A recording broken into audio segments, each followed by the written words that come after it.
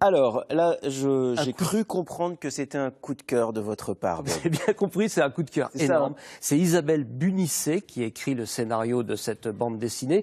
Et c'est dessiné par Giovanni Liotti, c'est Vin, gloire et bonté. Et alors, je trouve Vin, gloire et bonté. Alors, le titre est excellent. C'est génial. Franchement.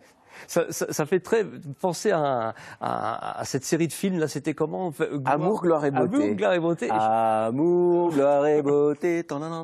Je pense qu'ils l'ont fait exprès. Et alors, je trouve que le duo entre Bunisset et Liotti fonctionne à la perfection. Et c'est pas toujours qu'on trouve une scénariste comme ça, qui est auteure elle-même, hein, est une auteure à succès, Isabelle Bunisset, et le trait de plume d'un dessinateur. Et là, il y a un mariage parfait entre les deux. Bon, la couverture est super glam. Ah ouais.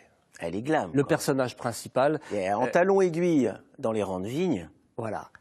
Quand même. L'histoire, c'est ça. Alors, il faut ouvrir, parce qu'on se dit, tiens, ça va être très coloré, ça va être très enlevé, etc. Niveau de gris. On ouvre et on est sur des niveaux de gris remarquables. Alors, moi qui adore les bandes dessinées en noir et blanc, souvent, je trouve que c'est sympathique parce que ça ne nous pollue pas l'esprit, sauf que c'est souvent très chargé. Oui.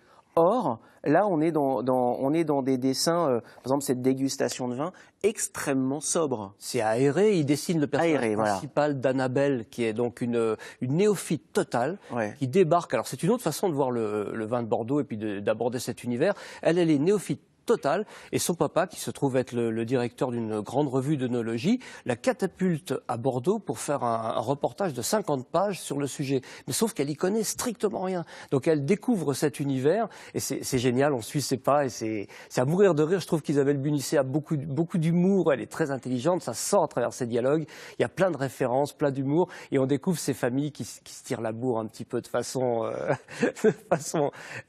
très délicate. Très délicate, mais quand même très bien vue, parce que c'est l'une des réalités évidemment du monde du vin à Bordeaux, comme dans le Cognacet, comme ailleurs évidemment dans toute notre région. On pense aussi au vin du Poitou.